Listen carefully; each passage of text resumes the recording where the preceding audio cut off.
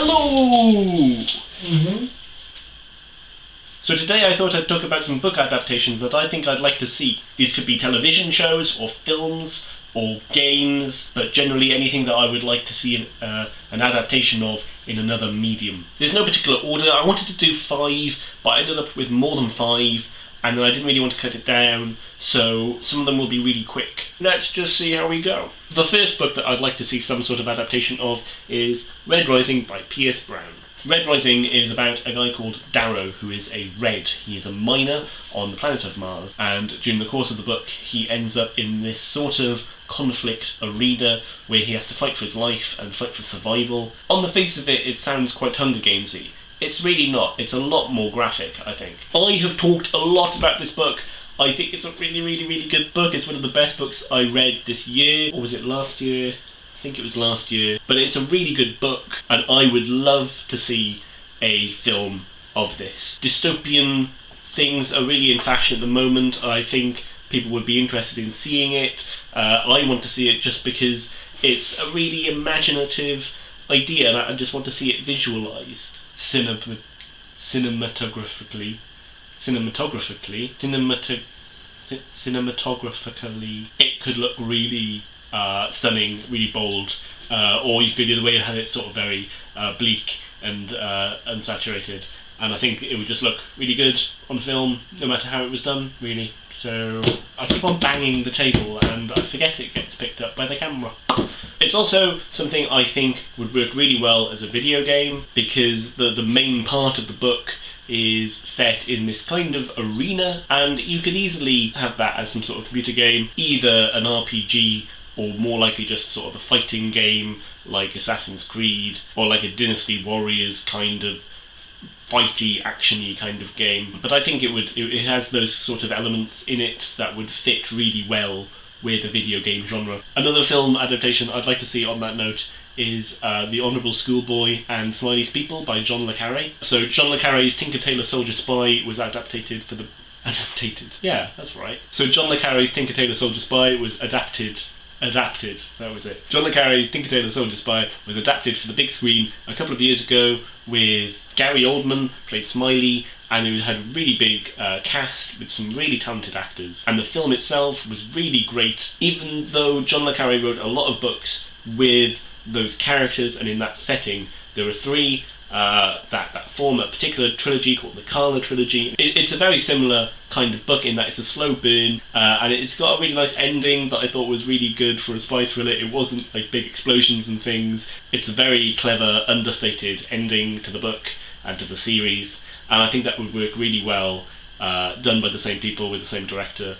Knowing that there's more that they can do with it, I'm asking why haven't you done more with it?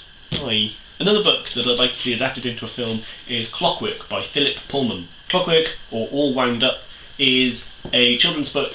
It's very dark, it's very macabre. It's about a small town somewhere in Germany, and it all revolves around clockwork, clockmaking. It starts off, a guy called Fritz is a writer, and he's composed a story on the eve of a big clockwork event. Like, story-wise, it's hard to say stuff because I don't want to give anything away. It's just a really nice story. It's really gothic, really macabre. I'm not saying it should be done in like a Tim Burton-y style, but definitely German expressionism could come into that. I think it would also work very well as a television adaptation, not like a series, but like a small mini-series, like a BBC 3-parter or 2-parter. If you've read this book, let me know, because I don't know anyone who's ever read it. It's great.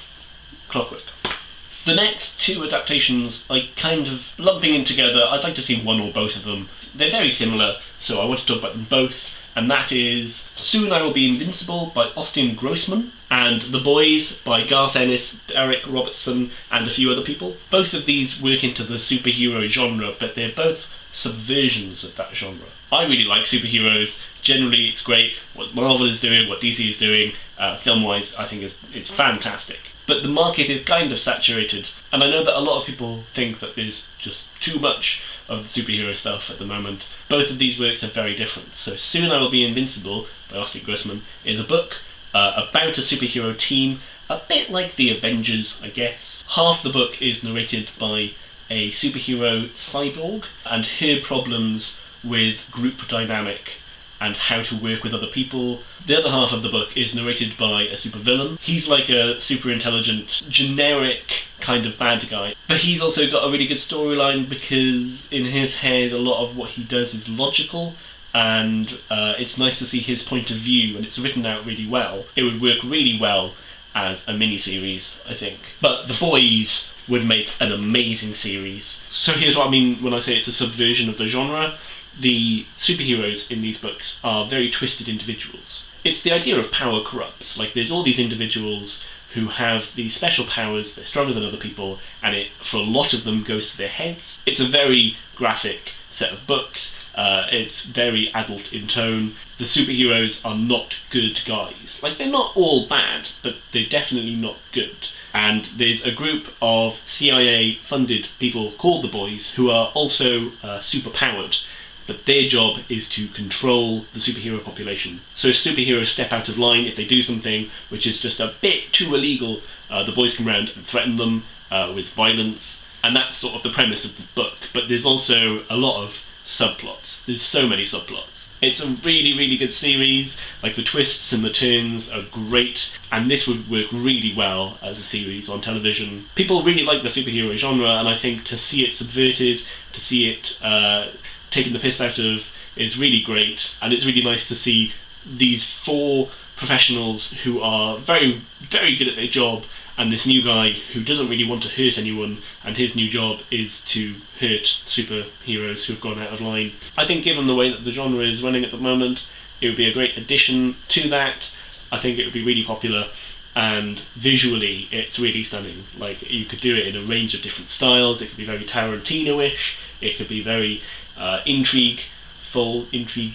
The last book that I'd like to see an adaptation of, I'm mentioning half because I would like to see an adaptation of. I also mention it because it ties in with the hashtag anti-bully-reads group on BookTube and Goodreads, which I'll talk about in a bit. It's a book I've been thinking about for a while, and I've wanted to include it in a few videos, and that's Will Grayson by John Green and David Levithan. So Will Grayson is written in two halves, essentially, one by John Green, one by David Levithan. They alternate chapters, and they both feature a person called Will Grayson. And they have these individual storylines, but they tie in really nicely, and I think it was written really well. Like, they started writing it, brought them together, then continued writing it separately, but they were still using each other's ideas. But David Levithan's Will Grayson is really, really good.